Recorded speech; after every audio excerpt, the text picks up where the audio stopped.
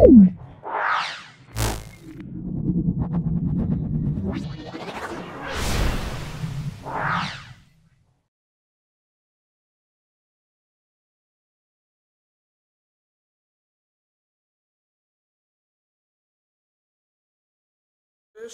আমরা প্রান্তিক প্রশ্ন প্রস্তুতি 13তম স্কুলে চলে আসছি। এর আগে আমরা ভারতে এর আগে আমরা 12টি স্কুল পাবলিশ করেছি, 12 স্কুল। এর আগে আমরা 12টা স্কুল পাবলিশ করেছি। নিশ্চয়ই ভিডিওগুলো তোমরা দেখেছো, অবশ্যই দেখবে। বিভিন্ন সেট পাবলিশ করছি। তোমাদের যারা ভৌতবিজ্ঞানে অত্যন্ত কাঁচা, মানে ভৌতবিজ্ঞানটা যাদের ভালো লাগে না, কাঁচা মানে বলতে চাইছি ভৌতবিজ্ঞানে ভালো লাগে না, তাদের জন্য বলছি এই সেটগুলো প্র্যাকটিস করো। অবশ্যই পরীক্ষার জন্য অত্যন্ত কার্যকরী ভিডিও। বিভিন্ন সেট আমি তোমাদের জন্য ধরো তোমাদের বিদ্যালয় থেকে যে টেস্ট পেপার পেয়েছো সেখানে সব সলভ করে দিয়েছি। তারপর এবিটিএ টেস্ট পেপারে সমগ্র সলভ করে দিয়েছি। ডব্লিউবিটিএ আমিও কয়েকটা পেজ সলভ করেছি। তারপরে প্রশ্ন প্রস্তুতির বিগত দিনে আমরা 12টা সেট সলভ করেছি। আজকে এটা নিয়ে 13টা সেট। চলে এসো আজকের আমাদের প্রথম প্রশ্নে। দেখো, যেটি জীবাশ্ম জ্বালানি নয়, যেটি জীবাশ্ম, অপশান এ বলা আছে biogas, option B petrol, option C diesel, option D কয়লা।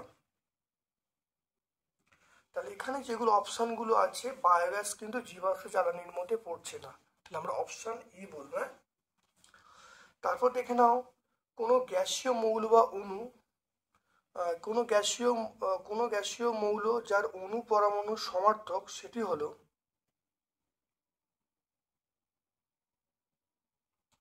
এটা আমরা বলবো অণু এবং পরমাণু সমার্থক, সেটা আমরা বলবো নিয়ন বলবো। হিলিয়াম, আর্গন, নিয়ন এগুলো হবে সব। এখানে অপশান কিন্তু বি হবে। বাষ্প ঘনত্ব 16 হলে আণবিক ওজন কত হবে? 16 দুগুণে 32 হবে। আমরা জানি এম সমান 2D। এম মানে আণবিক ওজন, ডি মানে বাষ্প ঘনত্ব, তাহলে 2 ইন্টু 16 কত হবে? 32 হবে।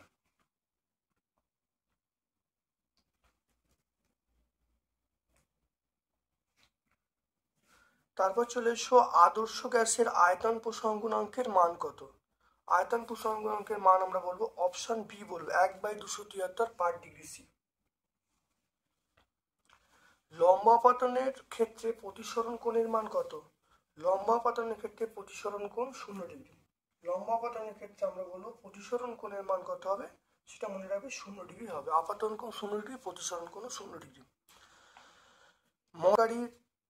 মোটর গাড়ির চালকের পেছনে যানবাহন দেখার জন্য দর্পণটি হলো,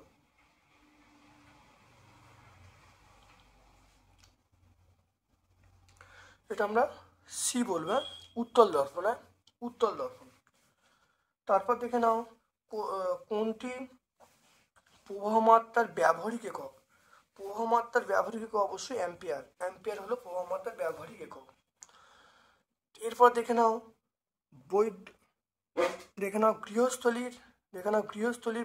গৃহস্থলীর বৈদ্যুতিক বর্তনীতে ফিউজ তার কার সঙ্গে যুক্ত থাকে? অবশ্যই এটা লাইভ তারের সঙ্গে ফিউজটা যুক্ত থাকে।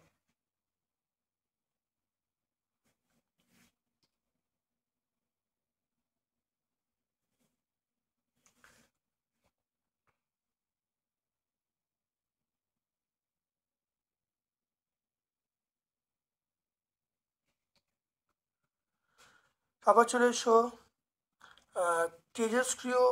তেজস্ক্রিয় মৌল সবার শেষে যে মৌলটা পরিণত হয় সেটা আমরা বলবো লেডে পরিণত, লেড। প্রদত্ত কোনটি সন্ধিগত মৌল? দেখে নাও, সন্ধিগত মৌল,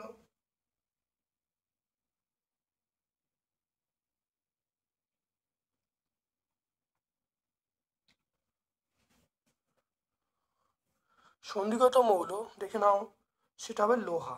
লোহা কিন্তু সন্ধিগত মৌল। ছকটা দেখে নাও, ছকটা প্রথম দেখে নাও।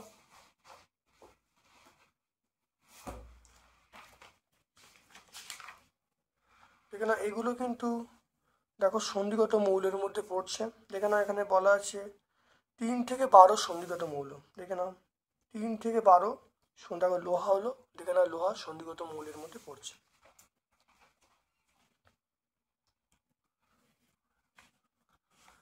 তারপর দেখো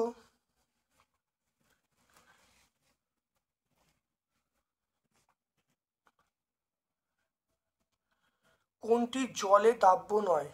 জলে দাব্য নয় আমরা কোনটা বলবো যে কোনটা জলে দাব্য নয়? এটা আমরা বলবো, দেখে নাও CaCl3, এটা জলে দাব্য নয়। মৃদু তড়িৎ বিশ্লেষ্য, এটা হলো মৃদু তড়িৎ বিশ্লেষ্য, এটা আমরা বলবো অ্যামোনিয়াম হাইড্রোক্সাইড NH4OH।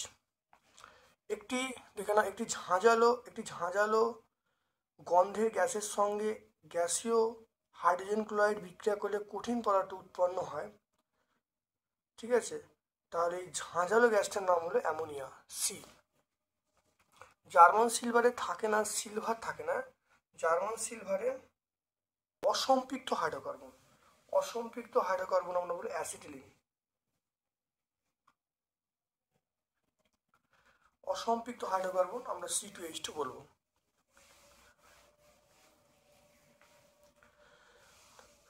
দেখে নাও বায়ুমণ্ডলে কোন স্তরে মেরুল দেখা যায়, মেরুজ্যোতি?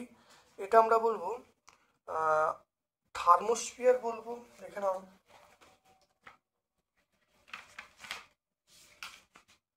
মেরুজ্যোতি আমরা দেখতে পাবো থার্মোস্ফিয়ারে, থার্মোস্ফিয়ারে মেরুজ্যোতি দেখা যায়, তাহলে আমরা থার্মোস্ফিয়ার বলবো। হ্যাঁ, তাহলে এটা বলবো থার্মোস্ফিয়ার। কয়লা তাপন মূল্য, কয়লা তাপন মূল্য দেখে নাও, কয়লা তাপন মূল্য কত হবে? কয়লা তাপন মূল্য বলবে দেখো 15,000 থেকে 34,000 kilo joule per KG.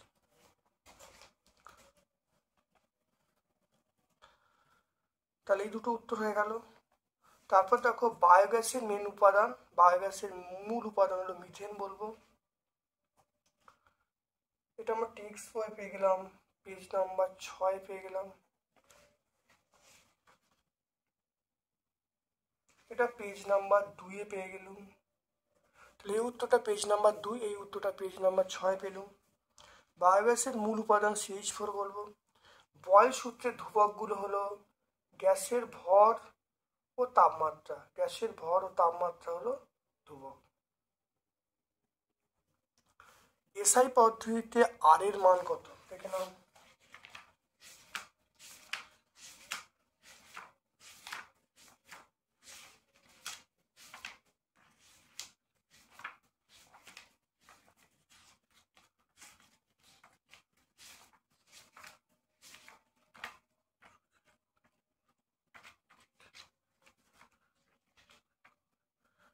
SI পদ্ধতিতে R এর মান দেখো 8.31 joule mole inverse kelvin inverse.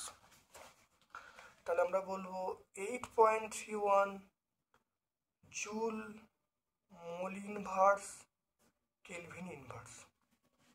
সর্বাপেক্ষা সুপরিবাহী ধাতু কোনটি? সর্বাপেক্ষা সুপরিবাহী ধাতু আমরা বলবো রূপা। সর্বাপেক্ষা সুপরিবাহী ধাতু এটা বলবো রূপা। দ্বিধানুপাত কাকে বলে? দ্বিধানুপাত দেখে নাও, দ্বিধানুপাত দেখে নাও কাকে বলে? দ্বিধানুপাত হলো সমদৈর্ঘ্য প্রস্থ বেদের দুটি ভিন্ন ধাতু যা রিবেট দিয়ে তৈরি করা হয়। দেখতে পাচ্ছ 28 পেজে পেয়ে যাব, পেজ নাম্বার 28 আমরা পেয়ে যাব। নীল আলোতে লাল বর্ণের আলো, নীল আলোতে লাল রঙের ফুল কেমন দেখবে? কালো হবে। নীল আলোতে লাল রঙের ফুলকে আমরা কি দেখবো? সেটা কালো দেখব। প্রতিসরাঙ্কের একক বিহীন রাশি, একক নেই, একক বিহীন রাশি। বাল্বের গায়ে 220 ভোল্ট 60 ওয়াট লেখা থাকে কেন? দেখে নাও এখানে, দেখে নাও বাল্বের গায়ে লেখা আছে 220 ভোল্ট 100 ওয়াট। আগে এটা বুঝে নিই 220 ভোল্ট 100 ওয়াট বলতে কি বোঝায়। দেখে নাও বাতিটির দুই প্রান্তে বিভব প্রভেদ 220 ভোল্ট হলে বাতিটি উজ্জ্বলভাবে জ্বলবে এবং প্রতি সেকেন্ডে 100 জুল তড়িৎ শক্তি ব্যয় করবে। এবার চলে এসো আলোচ্য প্রশ্নে চলে এসো। বলা আছে 220 ভোল্ট 60 ওয়াট। তাহলে আমরা এইখানে যে 100 জুল বলেছি, এখানে শুধু 60 জুল লিখবো। তাহলে 220 ভোল্ট 100 জায়গায় 60 বলবো।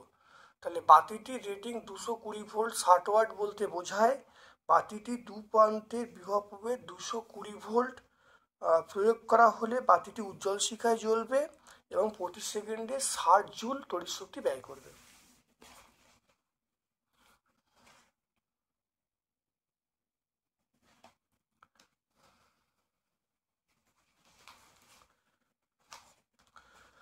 তারপর চলে এসো, দেখো কোষের বিভব প্রভেদ মাপা হয় কোন যন্ত্রের সাহায্যে?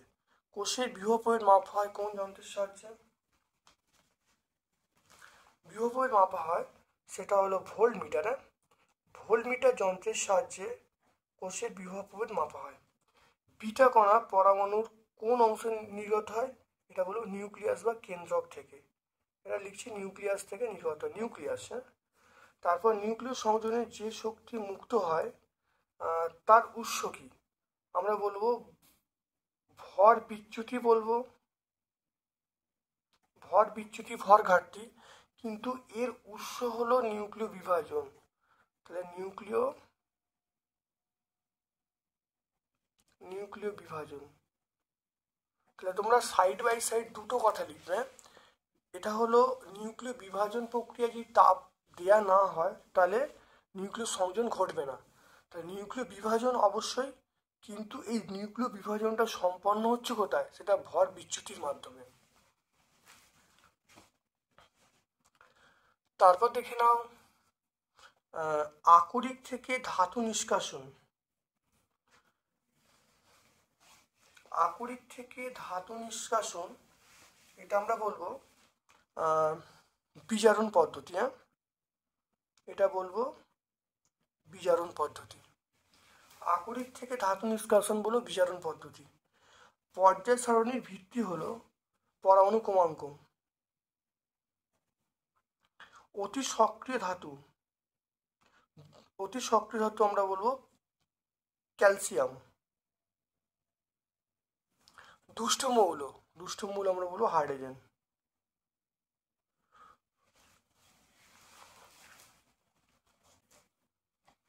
দেখে নাও, তারপর দেখে নাও ক্রমবর্ধমান পরমাণু ব্যাসার্ধ অনুসারে সারিতে বলতে পারে, ছোট থেকে বড়। লিথিয়াম, পটাশিয়াম, রুবিয়াম, সেলেনিয়াম, আর এটা Na মানে সোডিয়াম। তাহলে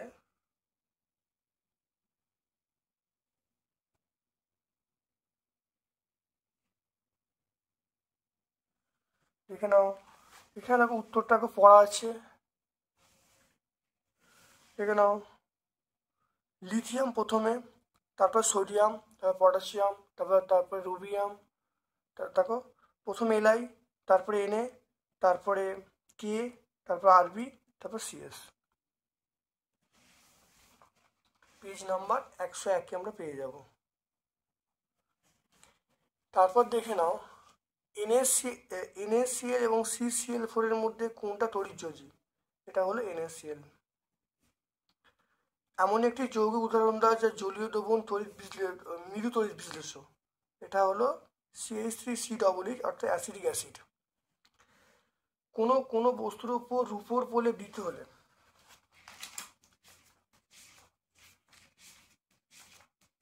কোনো বস্তুর উপর, দেখো রূপোর প্রলেপ, দেখে না, কোনো বস্তুর উপর রূপোর প্রলেপ যদি দিতে চাই তাহলে আমরা ব্যবহার করবো পটাশিয়াম আর্জেন্টোসায়ানাইড। আমরা ব্যবহার করি পটাশিয়াম আর্জেন্টোসায়ানাইড ব্যবহার করবো, পটাশিয়াম আর্জেন্টোসায়ানাইড। পেজ নাম্বার 116 পাবো।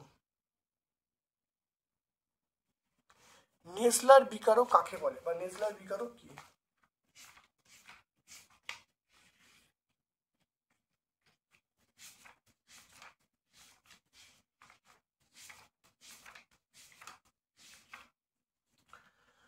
দেখে নাও, নেসলার বিকারক হলো পটাশিয়াম মার্কিউরি আয়োডাইডের জলীয় দ্রবণ।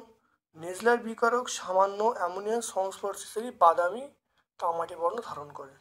120। Page number 120।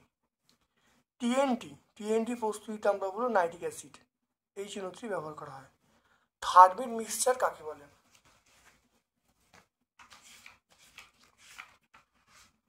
দেখে নাও থার্মিক মিক্সচার, একটু দেখে নাও। দেখো 3 ভাগ Fe2O3 এবং 1 ভাগ Al এর মিশ্রণকে আমরা থার্মিক মিক্সচার বলবো। দেখে নাও পেজ নাম্বার 133। দেখো সরলতম অ্যালকিনের নাম চলে এসো। সরলতম অ্যালকিন দেখে নাও। সরলতম অ্যালকিনের নাম আমরা বলবো CH2 ডবল বন্ড CH2। দেখে নাও সরলতম অ্যালকিন হলো CH2 ডবল বন্ড CH2।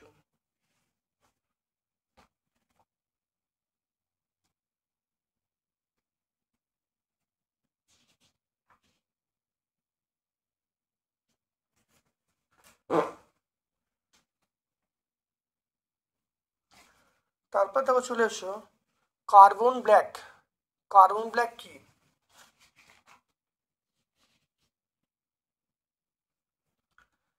দেখো কার্বন ব্ল্যাক রং। কার্বন ব্ল্যাক প্রস্তুতিতে কি ব্যবহার করা হয়? কার্বন ব্ল্যাক প্রস্তুতিতে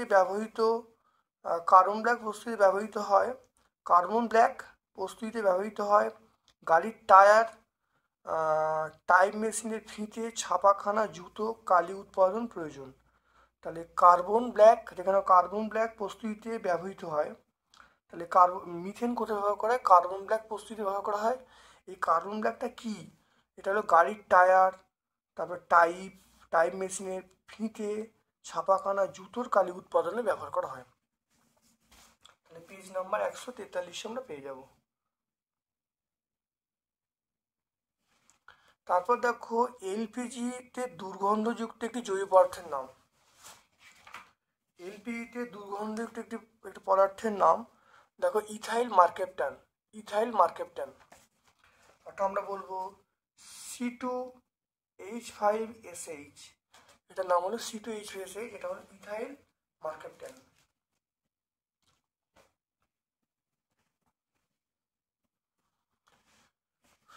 এরপর চলে এসো বিভাগ গয়ে চলে এসো। দেখো মানব স্বাস্থ্য এবং পরিবেশের ওপর ওজোন স্তর ধ্বংসের ক্ষতিকারক প্রভাবগুলি লিখতে বলছেন। দেখো ওজোন স্তর ধ্বংসের প্রভাব 1 নম্বর মানুষের ওপর প্রভাব, উদ্ভিদের ওপর প্রভাব, বায়ুমণ্ডলের প্রভাব, জলবায়ুর প্রভাব। দেখে নাও ভালো করে, এই পয়েন্টগুলো লিখলেই তোমরা উত্তর হয়ে যাবে। পেজ নাম্বার 4 আমরা পেয়ে যাব। পেজ নাম্বার 4 অ্যাভোগাড্রো সূত্রে, খুব ভালো দেখে না, অ্যাভোগাড্রো সূত্রের 2টি অনুসিদ্ধান্ত উল্লেখ করো। কেন অ্যাভোগাড্রো সূত্রের অনুসিদ্ধান্ত 1 নম্বর হলো কোনো গ্যাসীয় পদার্থের আণবিক গুরুত্ব বাষ্প ঘনত্বে দ্বিগুণ হবে। নাম্বার 2 হলো নিষ্ক্রিয় গ্যাস ব্যতীত মৌলিক অণু দ্বিপরমাণু। আর এসটিপিতে কোনো গ্যাসের গ্রাম আণবিক আয়তন 22.4 লিটার। এটা সইকে আমরা পাবো, সইকে আমরা 55 পেজে পাবো। কত গ্রাম অক্সিজেনে 6.022 সংখ্যক অণু বর্তমান? এটা আমরা 18 গ্রাম বলবো, হ্যাঁ, কারণ 18 গ্রাম অক্সিজেন এটা বর্তমান। 18 গ্রাম মানে 1 মোল, তাহলে 1 মোলের মধ্যে আমরা অ্যাভোগাড্রোর সংখ্যা থাকবে, তাহলে অবশ্যই আমরা 18 গ্রাম বলবো। অবতল দর্পণের ক্ষেত্রে প্রমাণ করতে বলছি F=R/2। দেখে নাও।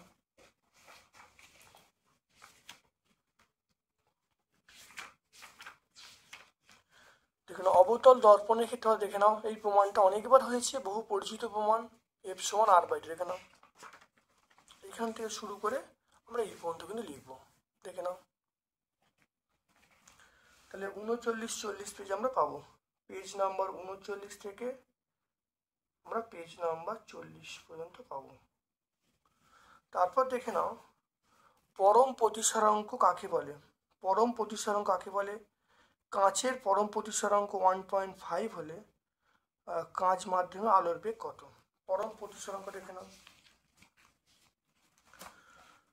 পরম প্রতিসরাঙ্ক দেখে নাও, কোনো মাধ্যমে পরম প্রতিসরাঙ্ক বলতে শূন্য মাধ্যমের সাপেক্ষে প্রতিসরাঙ্ককে বোঝায়। দেখতে পাচ্ছ 3.3 চলে এসো। 3.3 অথবা এবার দেখো আমরা জানি ভি সমান সি বাই মিউ। সি এর মান শূন্য মাধ্যমে আলোর বেগ 3 × 10⁸, আর মিউ এর মান বলা আছে 1.5। তাহলে ভি এর মান কত? ভি এর মান এটা ভাগ করলে 2 হবে, 2 × 10⁸। তাহলে কাঁচ মাধ্যমে আলোর বেগ, কাঁচ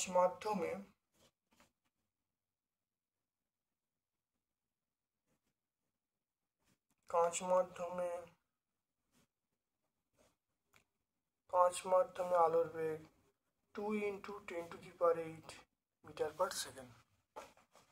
তাহলে ভি সমান সি বাই মিউ। তাহলে সি এর মান আর মিউ এর মান বসিয়ে দিয়েছি, বসিয়ে দেওয়া ভি এর মান 2 × 10⁸। তাহলে কাঁচ মাধ্যমে আলোর বেগ হলো 2 × 10⁸ মিটার/সেকেন্ড।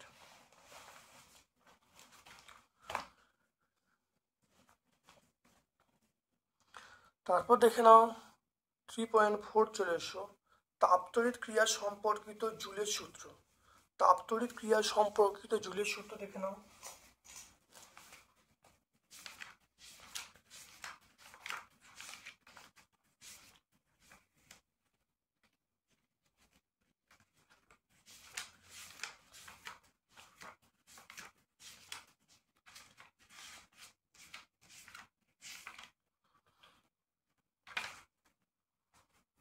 তাপতড়িৎ সংক্রান্ত জুলের সূত্র ভালো দেখে নাও।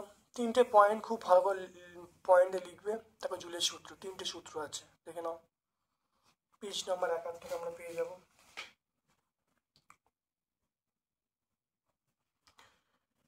H2 অণুর অস্তিত্ব থাকলেও He2 অণুর অস্তিত্ব নেই কেন?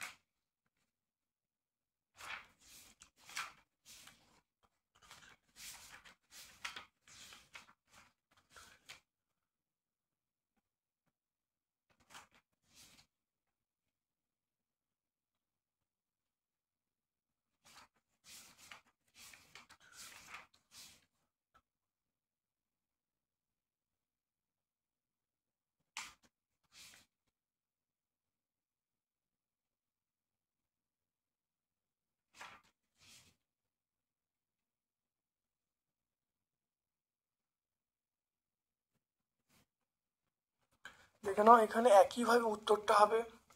একইভাবে দেখো Cl2 অণু গঠিত হয় কিন্তু He বা He2 অণু গঠিত হয় না কেন? একই উত্তর হবে। আলোচ্য কোশ্চেন আমরা H2 দেওয়া আছে, একই উত্তর। আগে এটা বুঝে নিই, দেখে নাও। Cl পরমাণু যোজ্যতা কক্ষে 7টি ইলেকট্রন থাকে এবং দুটি Cl পরমাণু যোজ্যতা দেখো দুটি পরমাণু, দেখে নাও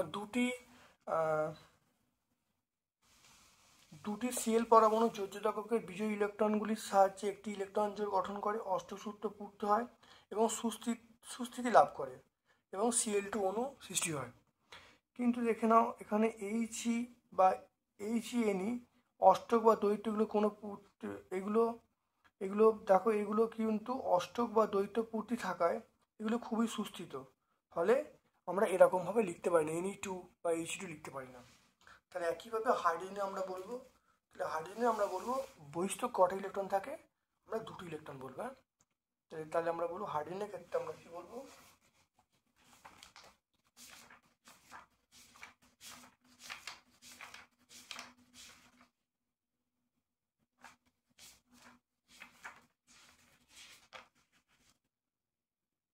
দেখে নাও, মানে হাইড্রোজেনের ক্ষেত্রে আমরা বলবো, দেখো এখানে কি হবে, হাইড্রোজেন অণু গঠনকালে দুটি H পরমাণুর প্রত্যেকে একটি করে ইলেকট্রন দিয়ে একটি ইলেকট্রন জোড় গঠন করে।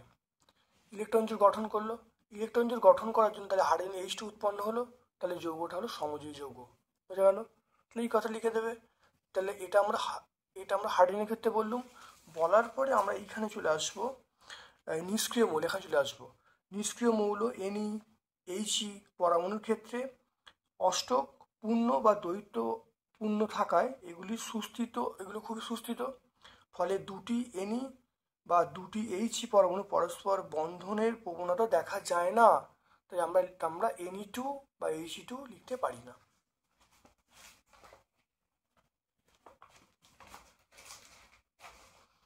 তারপর দেখো A এবং B, দেখে নাও A এবং B পরমাণু ক্রমাঙ্ক, A এবং B এর পরমাণু ক্রমাঙ্ক 19 এবং 17।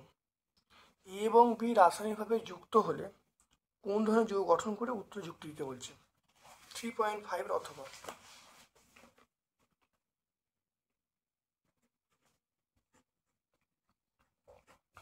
দেখে নাও এ হলো 19 আর বি বলা আছে কত 17। আমি ইলেকট্রন বিন্যাস করি, তাই এটা হলো 2, এটা 8, এটা 8,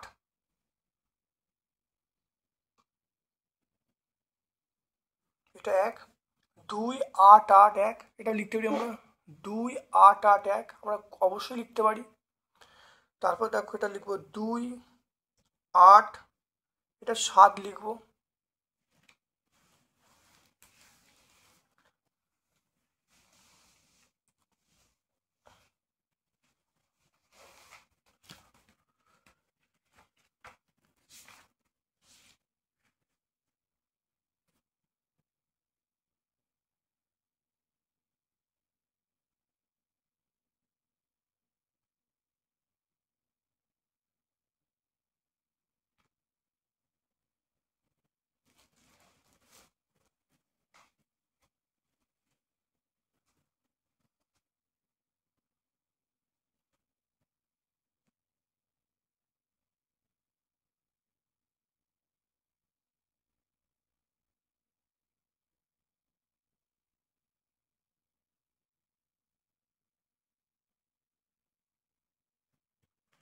তাহলে দেখো এখানে দেখো এর একটা ইলেকট্রন বেশি আছে, তাহলে যোজ্যতা 1, এখানে একটা ইলেকট্রন কম আছে, একটা ইলেকট্রন গ্রহণ করে অষ্টক পূর্ণ করবে। এ দেখো অষ্টক তাহলে এখানে দেখো তাহলে অষ্টক এর যোজ্যতা 1, এর একটা ইলেকট্রন নিলে অষ্টক পূর্ণ হবে, এর একটা ইলেকট্রন ত্যাগ করলে তাহলে অষ্টক পূর্ণ হয়ে থাকবে, তাহলে এরও যোজ্যতা 1, এরও যোজ্যতা 1। তাহলে এখানে ইলেকট্রন আদান প্রদান করছে, তাহলে এখানে আমরা যৌগটা কী হবে, যৌগটা হবে এবি যৌগ হবে, এবি যৌগ, এবং এটা হলো তড়িৎজয়ী যৌগ বা আয়নীয় যৌগ। যৌগটার নাম হলো তড়িৎজয়ী, যৌগটা এবি একটা তড়িৎজয়ী যৌগ।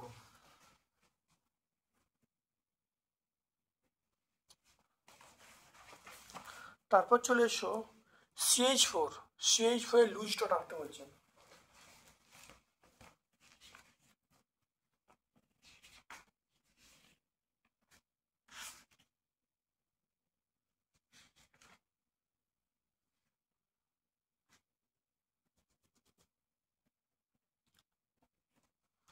CH4 দেখো লুইস ডট খুব ভালো দেখে নাও, এটা আঁকতে হবে, লুইস ডট আঁকতে বলেছে, দেখে নাও।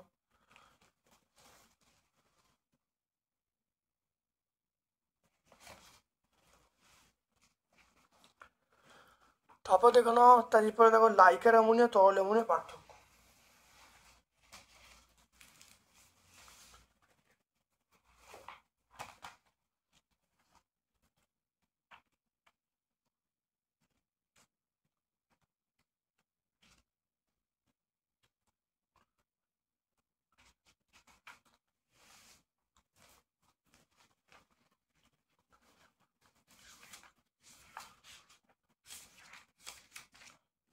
দেখো লাইকার অ্যামোনিয়া এবং তরল অ্যামোনিয়া পার্থক্য ভালো দেখে নাও, খুব ভালো দেখে নাও, লাইকার অ্যামোনিয়া এবং তরল অ্যামোনিয়া পার্থক্য 115 পেজে পেয়ে যাবে, এটা ভট্টাচার্য ব্রাদার্স বই পেজ নাম্বার 15 পেয়ে যাবে।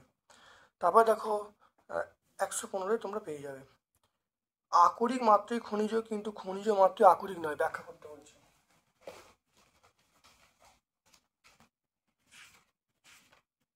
দেখে নাও, খুব ভালো দেখে নাও, এখানে উত্তরটা আছে, খুব ভালো দেখে নাও, এটা পেয়ে যাবে 131 পেজে পেয়ে যাবে।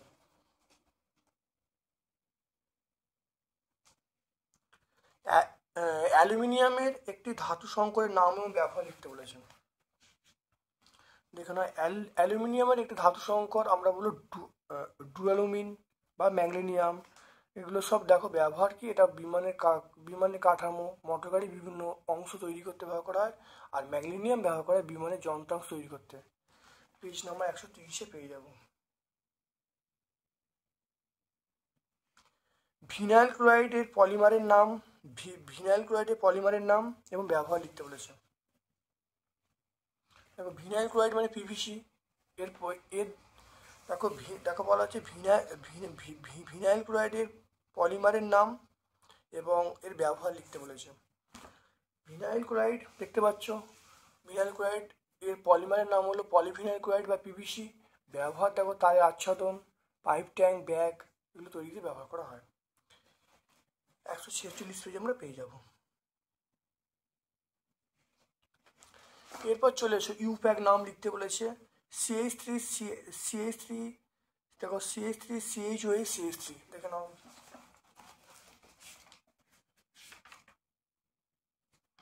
দেখে নাও এইটা আছে। এর ইউপ্যাক নাম আমরা কি বলবো, প্রোপান টু অল। দেখতে পাচ্ছ প্রোপান টু অল।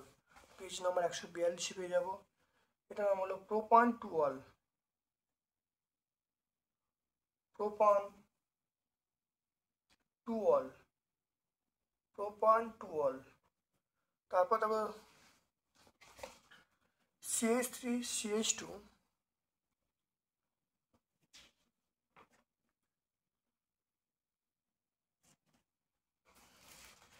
দেখো CH3 CH, তারপর দেখো CH3 CH2, এটাকে আমরা ডবল বন্ড বলবো। তাহলে ডবল বন্ড বললে এটা হবে বিউট। এটা বলবো বিউট, বিউট 1N, বিউট 1N। এটা তোমরা বাংলায় লিখতে পারো বিউট, বিউট 1N, বিউট 1N লিখতে পারো। তারপর দেখো বিভাগ ঘ, গ্যাস সম্পর্কিত বয়লের সূত্র বিবৃত করতে বলছে, পিভি লেখচিত্রে প্রকাশ করতে বলছে।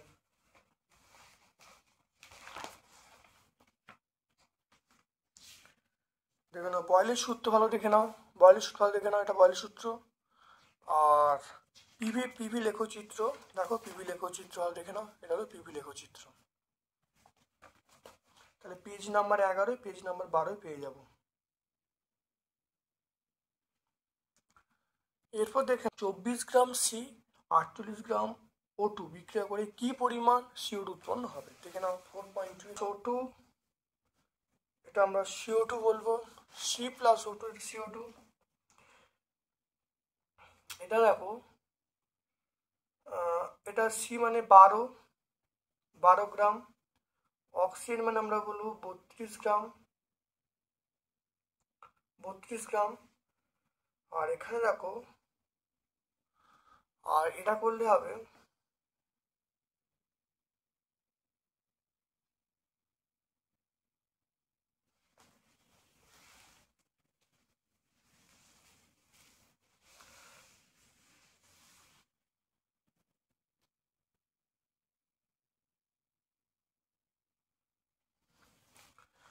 এটা কত, অক্সিজেন দেখো পাবো 44 গ্রাম, CO2 মানে 44 গ্রাম। এবারে দেখে নাও 24, দেখে নাও 38 গ্রাম বলা আছে। তাহলে প্রথমে আমি দেখো এরকম পাট এই অঙ্কটা কিন্তু পাট করে বার করতে হবে। তাহলে 24 গ্রামে প্রথম বার করবো কত হবে, দেখে নাও প্রথমে অঙ্কটা কিন্তু পাট করে করতে হবে। তাহলে 12 গ্রাম কার্বন থেকে 12 গ্রাম কার্বন থেকে CO2 উৎপন্ন হয়, 12 গ্রাম কার্বন থেকে CO2 উৎপন্ন হয়, সেটা আমরা কত বলবো, অবশ্যই এটা বলবো 44 গ্রাম। আর 1 গ্রাম কার্বন থেকে CO2 উৎপন্ন হয়, তাহলে 44/12। তারপরে কত বলা আছে, 24 গ্রাম। তাহলে 24 গ্রাম কার্বন থেকে CO2 উৎপন্ন হয়, সেটা হলো 44 ইন্টু 24/12। এটা কাটাকাটি করলে কত হবে, 2 দিয়ে কাটা, এটা আমরা বলবো 88 গ্রাম। তাহলে 24 গ্রাম কার্বন থেকে কার্বন ডাইঅক্সাইড পাওয়া যাবে কত, 88 গ্রাম।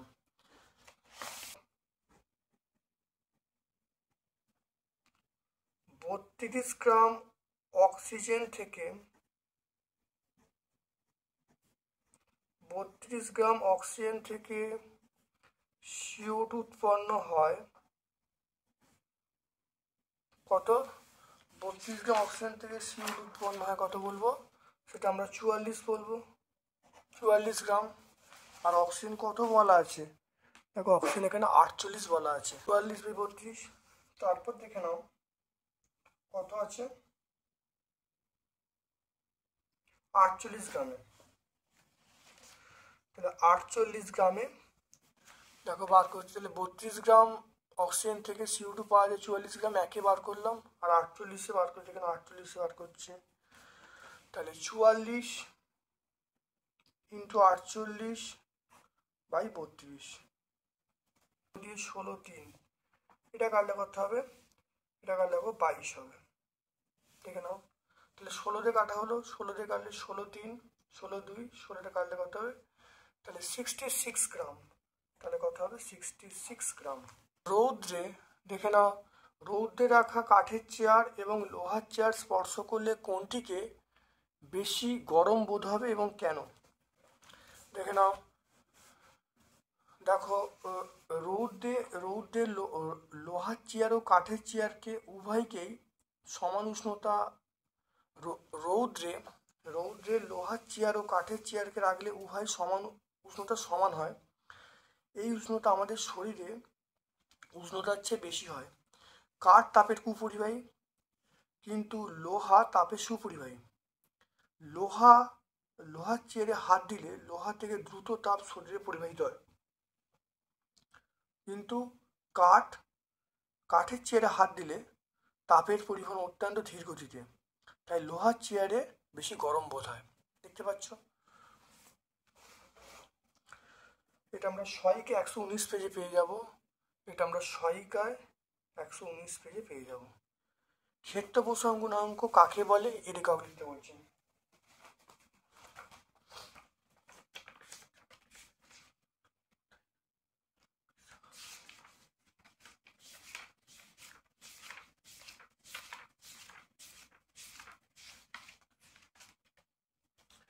দেখে নাও, ক্ষেত্র প্রসারণ গুণাঙ্ক দেখে নাও, ক্ষেত্র প্রসারণ গুণাঙ্ক কোনো কঠিন পদার্থের প্রতি একক উষ্ণতা বৃদ্ধিতে প্রতি একক ক্ষেত্র বলে যে ক্ষেত্র প্রসারণ ঘটে তাকে ক্ষেত্র প্রসারণ গুণাঙ্ক বলে। একক বলবো ডিগ্রি পার ডিগ্রি সেন্টিগ্রেড বা কেলভিন ইনভার্স আমরা বলবো। তাহলে পেজ নাম্বার 29 আমরা পেয়ে যাব, পেজ নাম্বার 29। তারপর দেখো, অবতল দর্পণ কিভাবে অসৎ প্রতিবিম্ব গঠন করে তার বর্ণনা করতে হবে। অসৎ প্রতিবিম্ব গঠন দেখে না ভালো করে, অবতল দর্পণ বস্তুকে দেখো ফোকাসের মধ্যে রাখলে অসৎ প্রতিবিম্ব গঠিত হবে। দেখে নাও, এটা ব্যাখ্যা করে দেবে। প্রতিবিম্বটা যেটা হবে, প্রতিবিম্বটা সমশীর্ষ হবে, অসৎ হবে, বিবর্ধিত হবে। এখানে এই কথাটা অবশ্যই ওর সঙ্গে যোগ করে দেবে যে প্রতিবিম্বটা দেখো সমশীর্ষ হবে, অসৎ হবে এবং বিবর্ধিত হবে।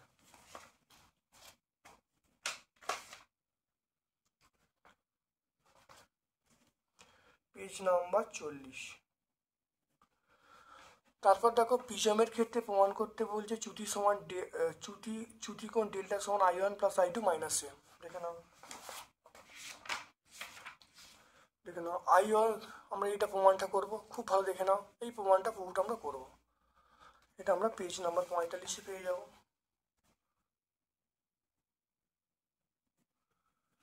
তারপর দেখে নাও, বিবর্ধক কাঁচ হিসাবে উত্তল লেন্সের ক্রিয়া ব্যাখ্যা করতে বলছে। ক্রিয়া দেখে নাও, উত্তল লেন্স দ্বারা সমশীর্ষ বিবর্ধিত অসম্ভব গঠন, এটা আমরা পুরো ব্যাখ্যা করে দেবো। পুরো ব্যাখ্যা করলে উত্তর পেয়ে যাব।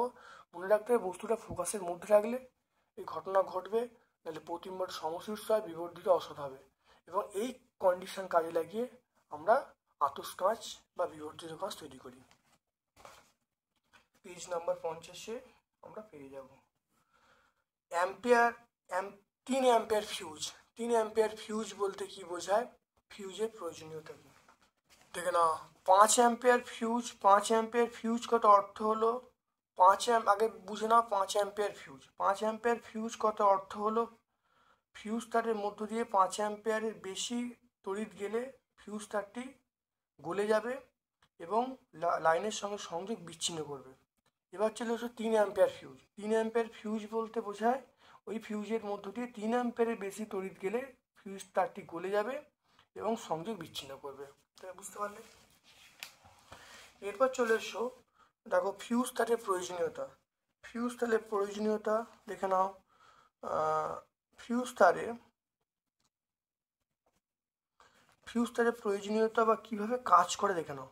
ফিউজ তার কাজ, কোনো কারণে, এখান থেকে লিখবে কোনো কারণে বৈদ্যুতিক লাইনে অতিরিক্ত তড়িৎ প্রবাহ গেলে বা শর্ট সার্কিট হয়ে গেলে লাইন জ্বলে গিয়ে বাড়িতে আগুন লাগতে পারে, কিন্তু উপযুক্ত ফিউজ থাকলে অতিরিক্ত তড়িৎ প্রবাহের জন্য কম গলনাঙ্কের ফিউজ তারটি গলে যাবে, গলে গিয়ে বর্তনী বিচ্ছিন্ন করবে এবং দুর্ঘটনা ঘটবে না। পেজ নাম্বার 70 আমরা পেয়ে যাব।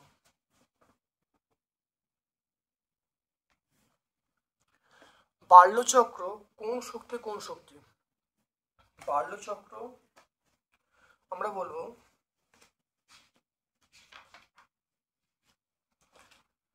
তড়িৎ শক্তি থেকে তড়িৎ দেওয়া হচ্ছে, তাহলে তড়িৎ থেকে আমরা বলবো যান্ত্রিক শক্তি। হ্যাঁ, বাল্যচক্রে আমরা বলবো তড়িৎ থেকে যান্ত্রিক শক্তি। বাল্যচক্রের গতি কিভাবে বৃদ্ধি করা যায়?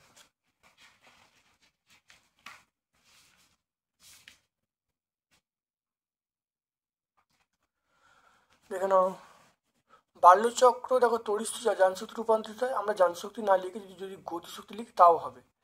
এবার দেখো বাল্যচক্রের গতি বৃদ্ধি করার যে উপায়গুলো, এক হলো তড়িৎ প্রবাহের মান যদি বাড়ানো হয় অবশ্যই বাড়বে। দেখে নাও এখানে পয়েন্ট আছে, দেখো প্রবাহমাত্রা বৃদ্ধি করলে তাহলে ঘূর্ণন বাড়বে। তারপর চৌম্বক ক্ষেত্রে প্রাবল্য বাড়ালে অবশ্যই ঘূর্ণন বাড়বে। পেজ নম্বর 77 আমরা পেয়ে যাবো ভট্টাচার্য ব্রাদার্সের বইয়ে। দেখে নাও 4.7 চলে এসো।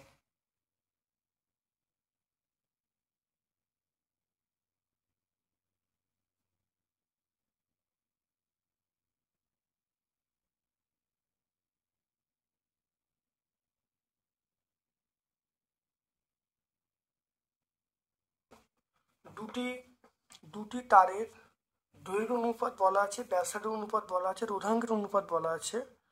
আমাকে বলি রোধের অনুপাত কি হবে সেটা বার করতে বলছে।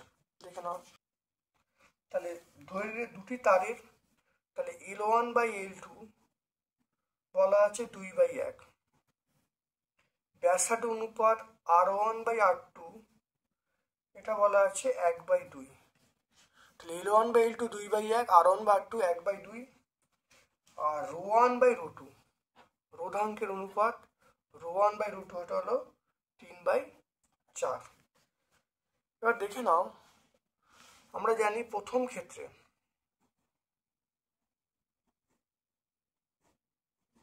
ক্ষেত্রে আমরা বলবো R1 সমান ρ1 L1/A, মানে আমরা বলবো পাই R1²। দ্বিতীয় ক্ষেত্রে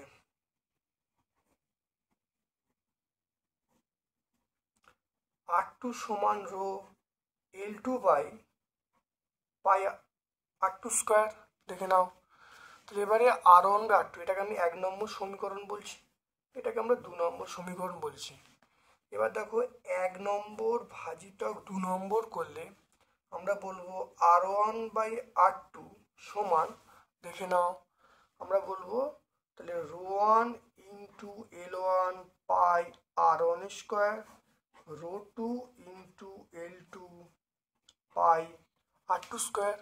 দেখে নাও এখান থেকে আমরা বলবো তাহলে R1/R2 আমরা বলবো ρ1/ρ2। দেখে নাও ইন্টু এখানে দেখো L1/L2, দেখে নাও আমরা বলবো L1/L2 আছে, L1/L2 ইন্টু দেখো পাই কেটে গেল R2 পাই R1, R2² R1² আমি হোল² করে দিলাম। দেখে নাও ρ1/ρ2 মান দেখো দেয় 3/4। দেখো মানটা বসাচ্ছি, আমরা বলবো 3/4। L1/L2, L1/L2 দেখো মান দেখো 2/1, তাই 2/1 মান বসালুম। R2 তারপর দেখে নাও R1/R2 মান বলা আছে 1/2, উল্টে যাবে তাহলে 2/1 হবে, তাহলে 2/1 হবে, তার হোল স্কোয়ার করে দেবো। তো এবার দেখে নাও, তাহলে 3/4 ইন্টু 2/1 ইন্টু 4/1, 4 কেটে গেল, তাহলে এমন কি বলবো, তাহলে 6 দেখে নাও, তাহলে আমরা বলবো 6/1, তাহলে এখান থেকে আমরা পেয়ে যাব, তাহলে R1/R2 মান পেয়ে যাব, দেখে নাও, তাহলে R1/R2, তাহলে আমরা বলবো R1:R2 এই মানটা হবে 6:1, দেখতে পেলে, তাহলে R1:R2 এটা আমরা বলবো 6:1 আমরা বলবো, দেখে নাও। খুব ভালো করে বুঝে নাও, ছোট্ট অঙ্ক, ভালো করে বুঝে নাও।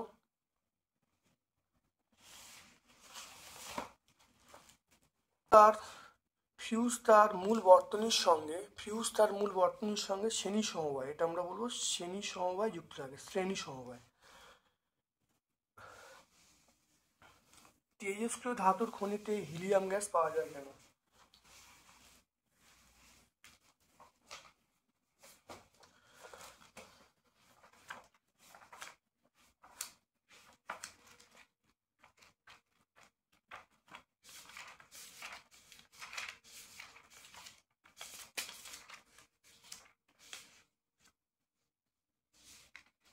দেখে নাও, তেজস্ক্রিয় ধাতুর খনিতে কেন হিলিয়াম গ্যাস পাওয়া যায়, দেখে নাও, এখানে পুরো উত্তর আছে, ভালো দেখে নাও, 9 নম্বর প্রশ্নের উত্তর ভালো দেখে নেবে, উত্তর তোমরা পেয়ে যাবে। 261 পেজে আমরা পেয়ে যাব। তারপরে গোল্ড কিন্তু তেজস্ক্রিয় নয়, কিন্তু রেডন একটা তেজস্ক্রিয় মৌল। দেখে নাও গোল্ড, পরের প্রশ্নে দেখে নাও, গোল্ড তেজস্ক্রিয় নয় কিন্তু রেডন তেজস্ক্রিয়, কারণ মনে রাখতে হবে N/P এর অনুপাতটা যদি 1.5 থেকে বেশি হয় তাহলে সেটা তেজস্ক্রিয় হবে। দেখে নাও, তাহলে আমরা যখন রেডিয়াম বলবো, তাহলে রেডিয়ামের ক্ষেত্রে N/P এর অনুপাতটা দেখে নাও 1.5 থেকে বেশি, তাহলে এই জন্য রেডিয়ামটা তেজস্ক্রিয় মৌল। সোনাটা দেখো 1.5 থেকে কম, তাহলে আমরা সোনাটা বলবো তেজস্ক্রিয় মৌল নয়।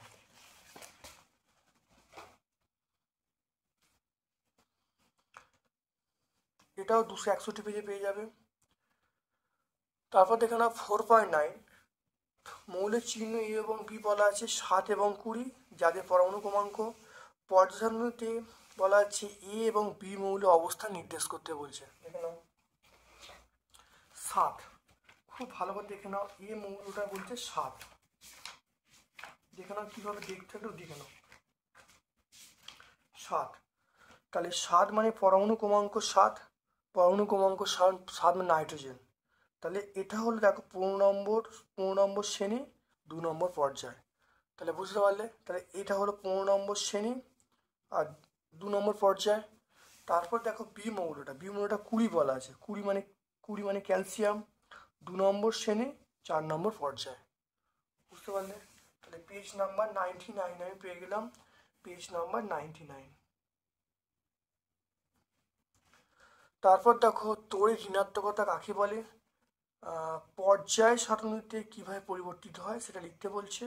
আধুনিক দীর্ঘ পর্যায় হতে নিষ্ক্রিয় মৌলগুলো কোথায় থাকে, দেখে নাও, তড়িৎ ঋণাত্মকতা তোমরা এখানে আবার পেয়ে যাবে। অন্য কোনো মৌলের পরমাণুর সঙ্গে সমযোজী বন্ধনে আবদ্ধ থাকা অবস্থায় সমযোজী বন্ধন সৃষ্টিকারী ইলেকট্রন জোড়কে কোনো মৌলের পরমাণুর দিকে আকর্ষণ করার ক্ষমতাকে আমরা বলবো তড়িৎ ঋণাত্মকতা, বুঝতে পারলে। আর কীভাবে চেঞ্জ হয় দেখে নাও, দেখো বাম থেকে ডানে গেলে বৃদ্ধি পাবে, ওপর থেকে নিচে গেলে হ্রাস পাবে। তারপর দেখে নাও পরের প্রশ্নে দেখে নাও,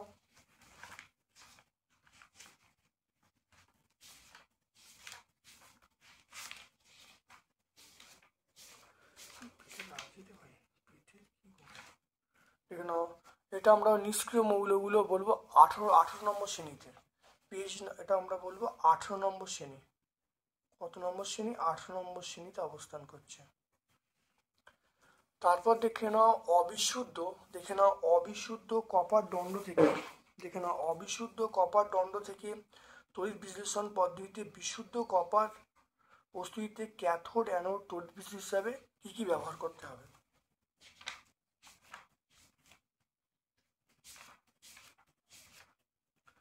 দেখে নাও তড়িৎ বিশ্লেষণ হিসাবে আমরা বলবো লঘু H2SO4 মিশ্রিত CSO4 দ্রবণ, আর আমরা এটাও তড়িৎ বিশ্লেষণ হিসাবে ব্যবহার করব। আর অবিশুদ্ধ মোটা কপারকে অ্যানোড আর বিশুদ্ধ কপারকে ক্যাথোড হিসেবে ব্যবহার করব। আর অ্যানোড এবং ক্যাথোডের বিক্রিয়া দেখতে পাচ্ছ, এগুলো করে নেবে। তাহলে 116 পেজে আমরা সব উত্তরটা পেয়ে যাব। Page number 116। স্পর্শ পদ্ধতিতে SO2 থেকে SO3 তৈরির সমীকরণ লিখতে বলছে। উৎপন্ন SO3 কে কিভাবে সালফেট প্রস্তুত করবে।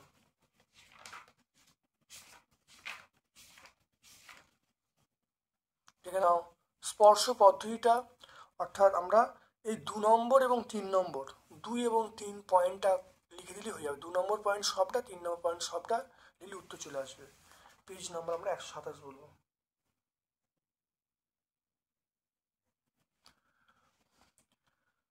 তারপর দেখো এই যে যৌগগুলো গঠন সংখ্যা লিখতে বলছে। প্রোপানল,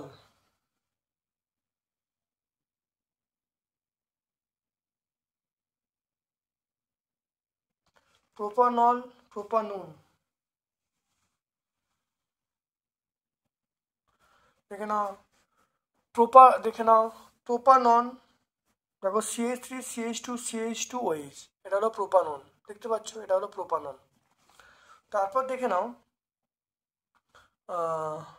বলা আছে প্রোপানন দেখে নাও CH3CO CH3। ইউপ্যাক নাম লিখতে বলেছে HCHO। ইউপ্যাক নাম লিখতে পারছে মিথানল। HCHO ইউপ্যাক নাম মিথানল। তারপর দেখে নাও অবস্থান ঘটিত সমবায়বতা উদাহরণ দিয়ে সংজ্ঞা দিতে বলছে। অবস্থান ঘটিত সমবায়বতা দেখে নাও ভালো করে, খুব ভালো। অবস্থান সংজ্ঞাটা লিখে দেবে, উদাহরণ দিয়ে দেবে, হয়ে যাবে।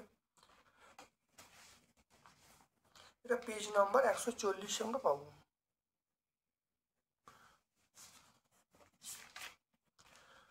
আজকে আমরা 13তম স্কুলটা, যেটা প্রান্তিক প্রশ্ন প্রস্তুতির অন্তর্গত, সম্পূর্ণ সলভ করলাম। ভিডিওটা প্রথম থেকে শেষ পর্যন্ত দেখো, অবশ্যই আমার এই ভিডিও থেকে উপকৃত হবে। যদি ভালো লাগে লাইক করবে, যারা চ্যানেলটাকে সাবস্ক্রাইব করোনি চ্যানেলটা সাবস্ক্রাইব করে দেবে, বেল বাটনে ক্লিক করে দেবে। আমার পক্ষ থেকে সকলকে ধন্যবাদ এবং শুভকামনা জানিয়ে আজকের মতো ভিডিও শেষ করলাম। Thank you.